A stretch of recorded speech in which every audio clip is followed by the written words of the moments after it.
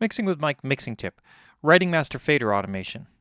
In this example, we're going to take just a quick look at some thoughts about getting into writing master fader automation. So for most people, I think probably the easiest way, if you're in a Pro Tools application or something, is just to, simply kind of figure out where you want it to end. Pull that kind of right up to wherever the end of the song is, however you want to do it, and then kind of scale out some sort of a fade out. Usually fade outs will take some kind of a curve where they'll either start slow and finish more rapidly, or start a little bit more rapidly and finish slow. So you can also do a linear fade out. I find that they have a tendency to sound a bit mechanical. Maybe part of that is the look of it, but it doesn't ever really kind of feel completely right to me. So you have to kind of feel that sort of thing out. And this is kind of the simple thing, but what I really want to talk about is just a few ideas and then go over some possibilities about how to do this. Most fade outs would occur because the song is programmed that way. So this particular song, it's an R&B track, and essentially what we have are 3 chorus sections. And so it's typical that in a pop song, what you'll have is once you come out of the bridge or the end sections and you get to the last chorus section, then you go into some kind of vamp out on the chorus or whatever it is. And if you're going to have a fade, there's usually a couple of choruses, 2-3 choruses that are after that, and you start the fade after the completion of the first chorus. And that's sort of like a typical thing as a starting place. So in this example, I'll just kind of play you from the previous section into the final outro.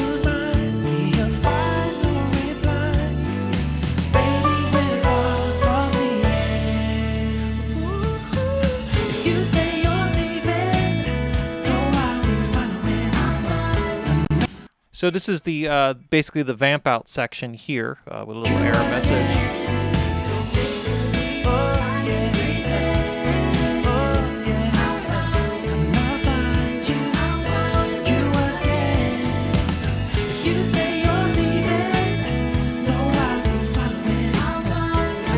In this section, basically more or less kind of repeats out, and so the same basic formula for 1, 2, 3. So the idea is that it's coming out of sort of an end chorus here, and then we have a fade. So what I'd like to do here is to show you a couple ways of doing this. Now, some of the things to consider is if you have a particular hook, some people like it so that the very last thing that you hear is the end of the hook. So let's just say that we kind of like...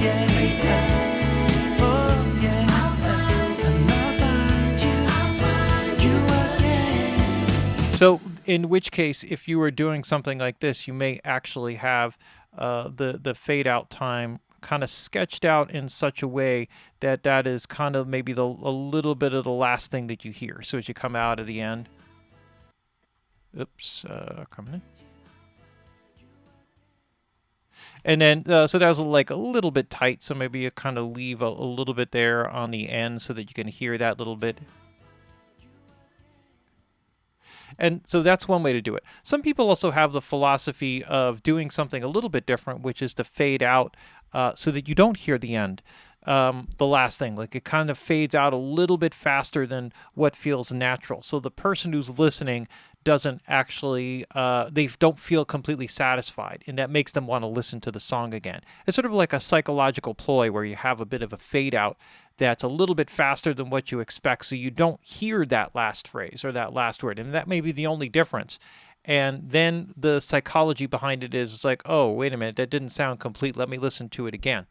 And this is a thing, it's different than like Motown fades. Motown fades and a lot of fade outs when they were programmed were set up so that the song would finish in a certain time. So a lot of times the speed or the rate of the fade might be related to, we need to get this under 4 minutes, so we need to get this under 3 minutes 30 seconds, or whatever the time frame is for the particular format that it's being released on, whether it's radio or whatever. So those are other restrictions that you may want to consider as you're kind of programming or laying your fade out and sorting out those issues. The other way to do it is, and the way that I generally like to do it, is to kind of feel it out. So in this case, essentially what I'm going to do here is I'm going to go to just like a write mode here. I'll set myself up with my work surface, and then I'll just kind of play it out, and then when it comes time to fade, I'll just start grab a fader and start fading. If you say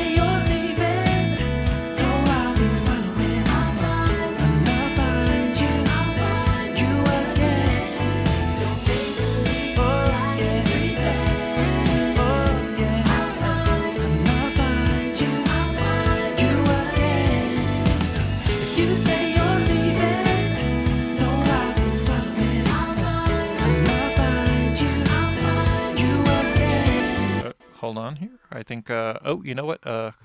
Silly me. I think I actually grabbed the wrong fader. So hold on 1 second here.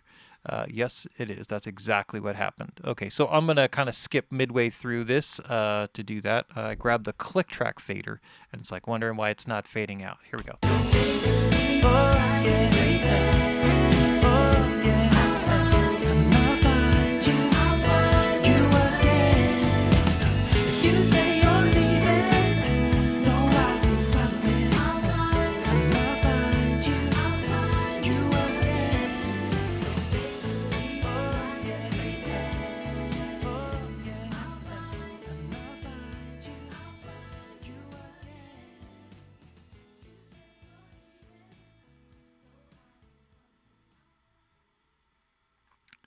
And then kind of bring it out. Now, it seems to kind of drop out there a little bit before the end there, and I was on the auto touch, so it just kind of snapped back there.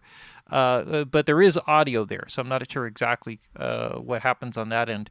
It's important to actually start with your master fader at 0, so that may have something to do with it, and it also may have something to do with, I have an L2 limiter here just to kind of keep the back end of this, so that may be kind of cutting the end on some, although that shouldn't happen. But anyway, you'll notice that the curve is not linear. Like there's a little bit of a shape to it. And this just to kind of demonstrate. And it's also helpful to kind of do it with a feel. It's much harder to do if you're doing it with a mouse or a trackpad. So having a work surface available is a cool thing. You know, it makes this sort of thing a lot easier. Now, one other thing, because this was part of the way that I used to do it in mixing on SSL consoles. So I mixed a lot of songs on SSL E and G series consoles. And in the master fader section, you could automate the master fader, which was actually a quad fader for those consoles. But it was attached to a feature here that is called auto fade. And so if you see this and you call this up on the plugin, it's actually just a pretty simple feature. All you do is at the time when you want the fade to start, you just hit the fade out button and then it starts the fade out. And then if you do the reverse, it will actually fade in and you could turn the feature off. So it could work as a fade in or a fade out. Now, so the way that you would want to start this, and what was really cool about this is if you actually enabled the automation for the fader in the SSL computer automation system, then what would happen is when you hit this, it would actually record the VCA levels in the actual master fader because that's what it was actually fading out. In a DAW application, it's a little bit different. You're not really going to use it in that same way, but you can actually program it to do the same basic function by automating the fade in button or fade out button, excuse me, to turn on. So to demonstrate that, let's just kind of go through here. And again, I'll just kind of listen from halfway through the previous chorus section or vamp section, and then we'll hit the fade out button. And then I'll show you, because what was really cool about this feature, and you could do this, is that when you programmed it, and you could also automate this, would be that when the fade in turns on, you would set it at a certain speed, not based necessarily on the total running time where you wanted the fade out to actually occur, the number, but you would actually adjust this in real time. And so if you made the time shorter, it would actually start to fade out faster, and if you made it longer, it would slow down the fade out. And it gives you kind of a different thing. If you map this to a work surface knob, then you can actually kind of rotate it, and as you're turning counterclockwise, you would get faster. As you would turn clockwise, it would slow down. And so it's basically like a speed control. So if your hand feels a little unsteady or you don't feel comfortable sort of riding it out, this is sort of an option here. So I'll just kind of demonstrate this by clicking with the mouse. So I'm going to start this right on the downbeat of the second outro section.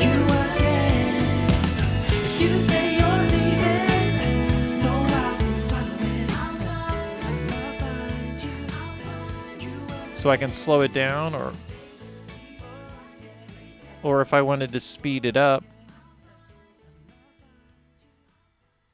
and then that would basically speed up the output of it. So then I could basically go ahead and program that in and kind of work with it that way. And it was kind of a fun way. A lot of engineers kind of mixed it that way. So if you've seen this feature on